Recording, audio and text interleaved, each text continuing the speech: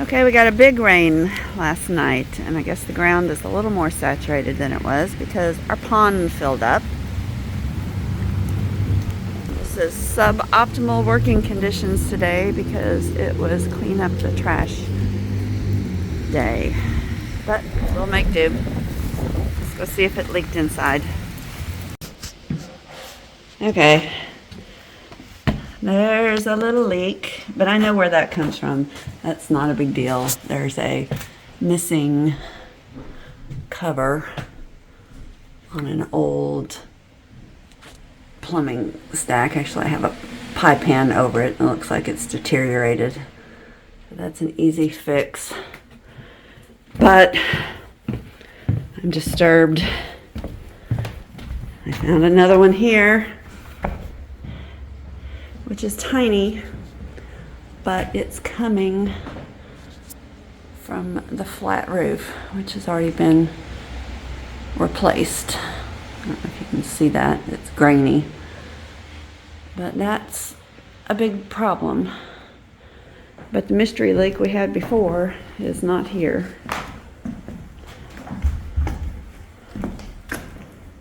So I guess that's good. That must have been wind driven. So now I've got to go up on the flat roof and see what's going on.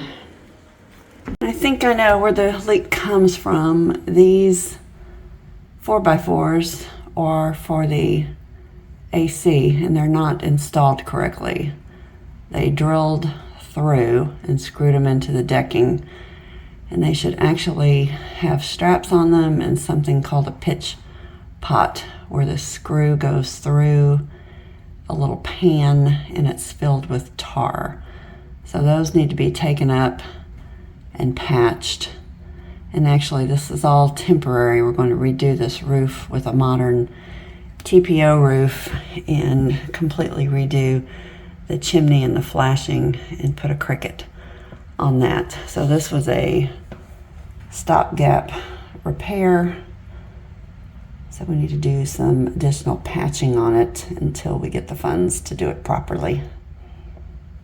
Okay, the last 3 times it's rained, this leak hasn't been here, but it's back, which I know where that comes from. That is a roofing issue, but maybe we can put a bucket under that.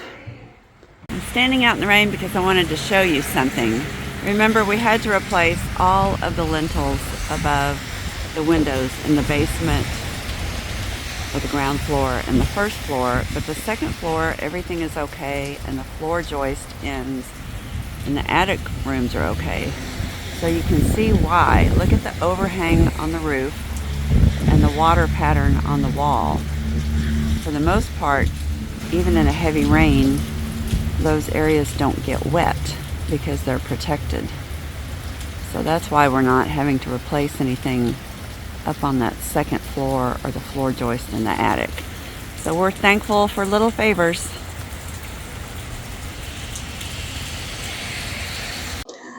I'm here today working on the floor. I read on the internet that ammonia and water will dissolve the wax and you can just mop it right up. Well, it wasn't exactly true with this floor. I don't know if it's so thick or it's so old and hard that it's just not getting through, but it is softening it quite a bit and making it much easier to scrape. So what I've done is I've mixed up my dilution of ammonia to water, and I'm pouring it on a microfiber and letting it sit and soak so it has time to work and not evaporate. And then I'm going to have to come back and scrape it with a razor blade and then scrub the grout lines. And the grout lines are doing okay, but there's still places where they're gross. So I think this is going to take several passes through, but the first pass will just be to get as much of the wax up as possible and then make it easier, hopefully, to get to the layers in the grout and scrub. So that is my project today. Joe and Holly are upstairs. They're cleaning on the second floor. You can hear them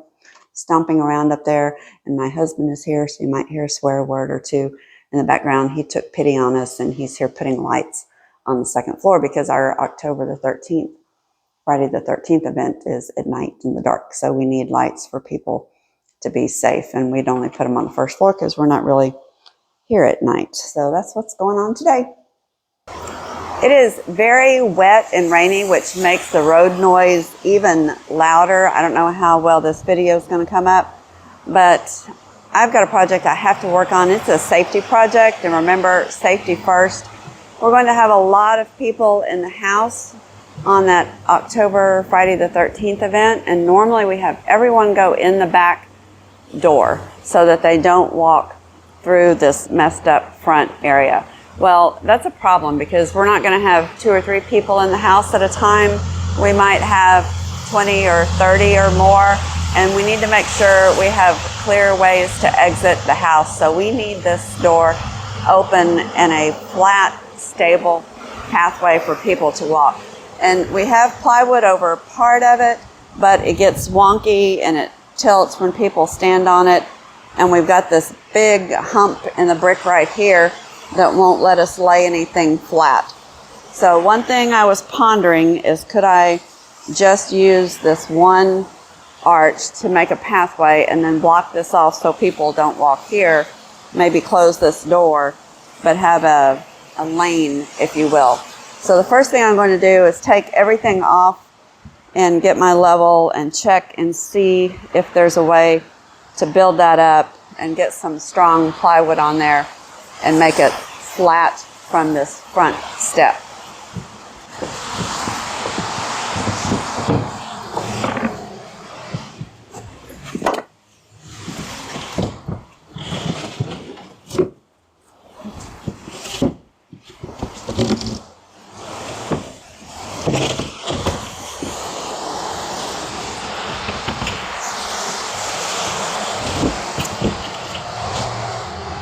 And I talk more, but I think it's just so loud, I don't know if you'll be able to hear me.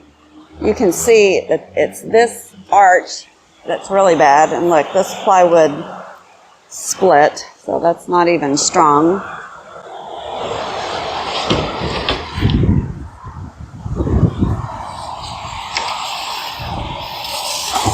And this is only ½ inch. We probably need at least 3/4, but you can really see how this hump is so high. Let me put the level on it and show you.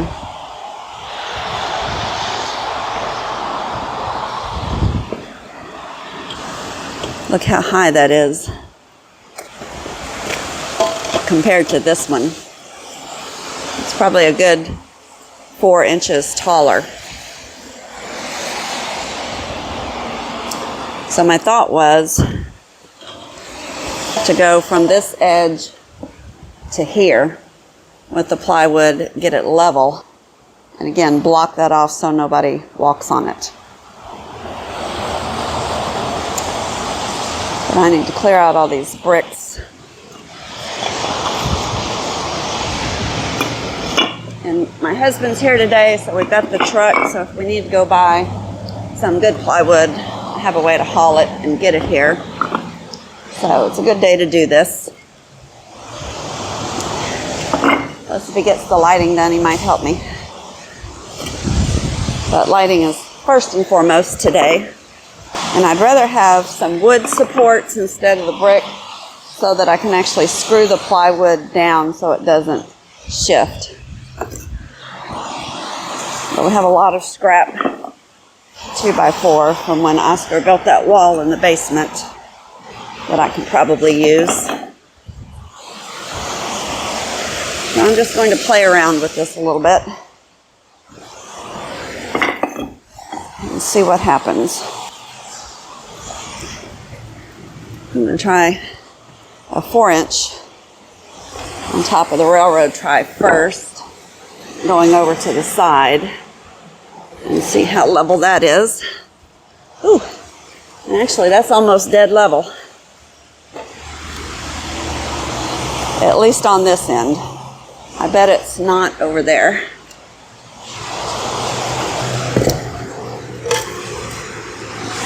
Nope, it's still pretty level. Okay, that's still pretty level. That may actually work. And it may be, borrow this one, that I can put this on this railroad track and have the plywood be close to the level of the tile. As I get up closer to the steps, it doesn't work. You can see it goes up. Well, I don't know if you can see that. Let me get the camera and show you. You can see how they slant up, and then when you put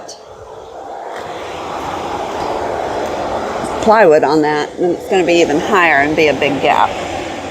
So we may have to step down to a 2x4 with a 1x on it to go to 3 inches here for the plywood. But I'm going to go get some of this from underneath this porch that we saved and lay that out towards the door first and see how that works. It's a little heavy. We really do need kind of a long-term temporary solution to this that works, because it could be years before we get this porch fixed. So, has to be done sooner or later. The other alternative is to demo this out completely between these two railroad ties and build like a deck supported underneath that's completely flat here. And it may be that we have to go to that long term to get this full width done.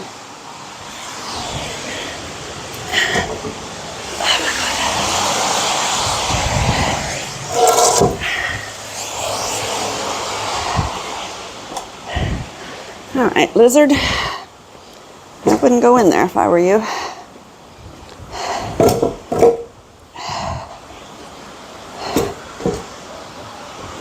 All right, let me get my level. Let's see what I've got going on.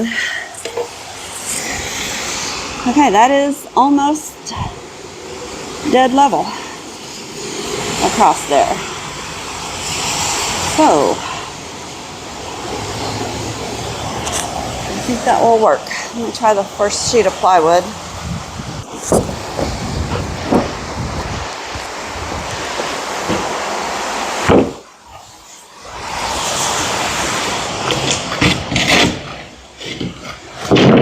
Oh my, looky there. It's almost as if it were made for it.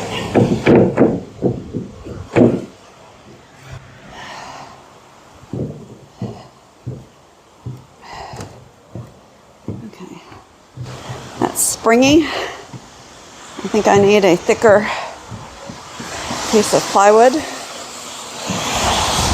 I don't really feel like trying to shim that up underneath. And that already looks like it's been cut. I'm going to go get a tape measure.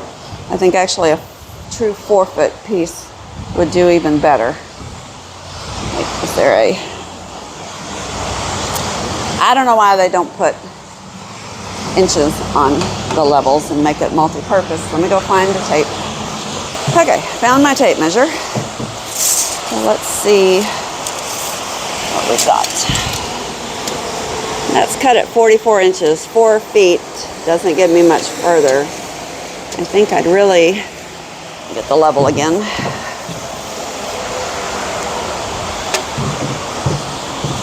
Let's see how far I can go. I could actually go kind of right to the edge of the center of that hump. So that would be, let's say 56 inches. 56 inches. So I'd have to turn the plywood this way and cut it. Let's see how many sheets I would need.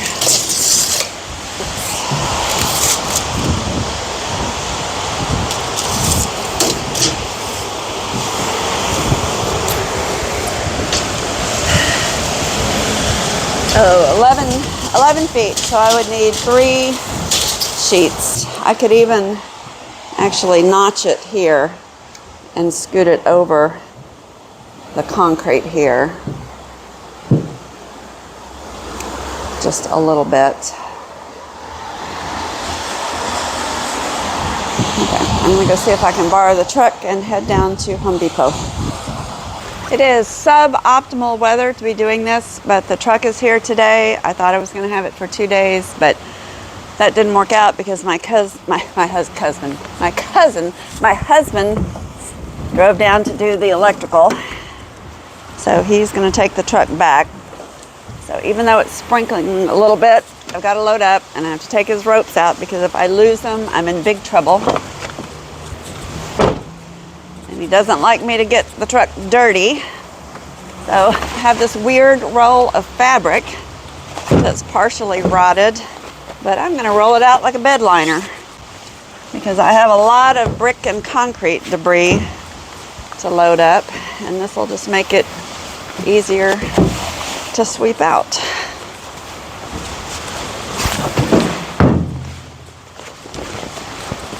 So there, pretty.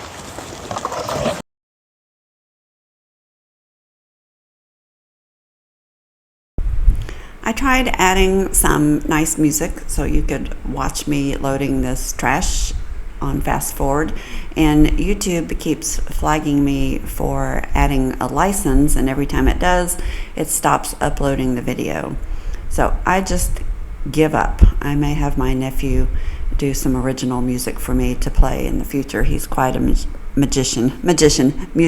That's Joe's son, Logan. But anyway, for now, I'm just gonna give it up and get this video posted. When I went on Medicare, one of the benefits that you get is free gym memberships almost nationwide, which I went and signed up for because I love a bargain and free is great. But this is why I never go to the gym. There's really not any reason. I think I get enough exercise as it is.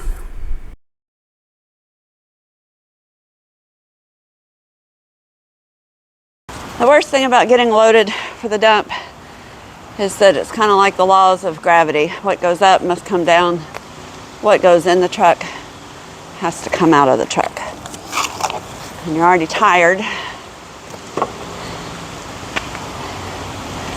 But then again, you're already dirty and gross. So I'm going to go ahead and pick up this mess of junk.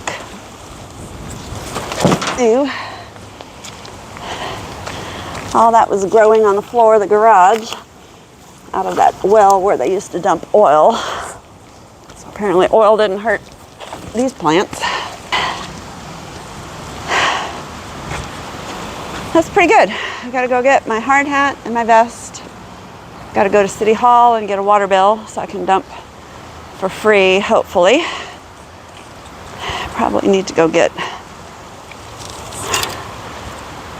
a hoe and a broom to help unload, and then I'll be off.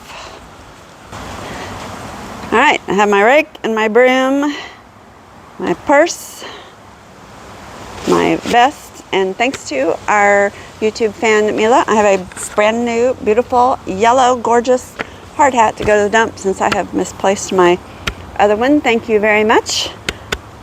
I'm gonna take good care of it. After I got unloaded at the dump, I went to Home Depot to pick up the plywood that I needed. I needed pressure-treated plywood, and it's very heavy because it's a very wet product. When they make this stuff, they don't take the time to let it dry before they ship it to the stores, and it's so heavy, even the guys at Home Depot had a hard time picking it up. Fortunately, they have a cutting service, so I knew the dimensions I needed, and they cut it there on the big saw that they have, which made the pieces a little bit smaller and more manageable. Once I got it loaded and back to the house, I was in for a real treat. I had a surprise visitor. Kind of a relic at 87. Okay, I have a great treat for you guys. I got a phone call, and this gentleman wanted to know if he could come in the house. He was here, and I'll let him tell the story, a number of years ago. So tell us who you are and why you were here. Well, He's fine. He's fine. do what? Take your glasses out. No, I No, he's wear them fine. all the time. Okay. Okay, so tell us who you are and why you were here. Oh, I'm Gray McGowan, and I was a lifelong friend of Jerry Thomas, Lyda Ann's husband. And this And is I Lyda was- Ann Kempner, right? Yeah, and I was fortunate enough to be invited to be a groomsman during Lyda Ann's wedding. in 1956. And gee, that was 67 years ago. And you told me that the rehearsal dinner was at the Balinese It room? was the Balinese room, yeah, and it was fabulous. Which is a famous building in Galveston. I'll tell y'all a bit about it later. But then you said the reception was here Well, in the didn't house? it get knocked out when It's- Lyda Ann was mayor? I think so. It's not there anymore. But so the reception was in the house? I was so proud of her. She was on the network news every night saying, well, we've had a long history of hurricanes here in Galveston. Yeah, Lyda Ann was And mayor. we know how to look out for each other. So Yeah, she was was mayor. wonderful. She was a great leader and a wonderful woman. And so you went to the reception here. The wedding reception was Yeah, here in her the house. wedding reception was in this lovely house. And we had a marvelous time during the reception. So you know her from way back when? Yeah, way back in the early 50s. How did you meet? Well, I met her through Jerry. Through her husband? Yeah. Okay. And I'm just trying to think. It's hard for me to remember time the ago. details. But what I'll do is try to write a little piece and email it to you. That would be awesome. That would be Right. absolutely awesome. Well, thank you so much for coming by. It's so Oh, great you to were meet so you. nice to let So us come take see your the time house. and browse and let us know what you think. We love it. Thank you.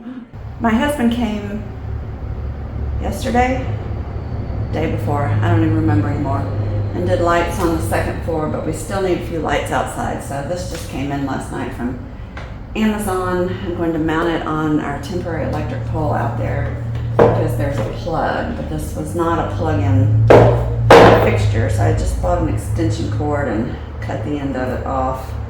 So I've got it wired up. I'm gonna go plug it in and make sure it works before I go mount it up there. Okay. Test it here. See what it does. Oh. Okay. That worked. Now I see spots. All right, I'm gonna tape it up a little better and then go mount it. I needed to get this light up. We have a corner that is very, very dark, and we've had a couple of break-ins because of it, and I ordered this light on Amazon. The light itself was pretty good. It was very bright. I think the light itself was high quality, but the bracket was just awful. It was a very cheap, brittle plastic, and when I tried to drill through the pre-made holes and attach it to the temporary pole, it just shattered. I wanted to put it on this temporary pole because, one, it's in a pretty good place for the light, and two, when the electricians installed it, they put 4 different plugs on it so we could plug in equipment and extension cords outside. So it's perfect because I don't have to do special wiring. As you saw before, I just added a plug to the light. But I needed to come up with a solution to this broken bracket. So I went inside and went through all of my bits and bobs and junk that I have, and the best I could come up with was a strike plate for a doorknob. It actually ended up working pretty well, and I was able to get the light up, so that was one more big task off my list. And that's it for this video. It's been a long week. It's not over yet. When we come back next week, I'll show you the installation of the porch solution that I've got designed in my head. Hopefully that will work out. And by the time you see this, our event will have already happened because at this point it's just a couple of days away. So hopefully I'll have some footage from that to show you. So thanks for watching. Be sure and subscribe and turn on your notifications because these are fundraising events that we have coming up. Once we get a little money back in the bank, we'll be able to move forward with some of our projects in the basement. So thanks for watching. We'll see you next time here at the League-Kempner House in Galveston, Texas.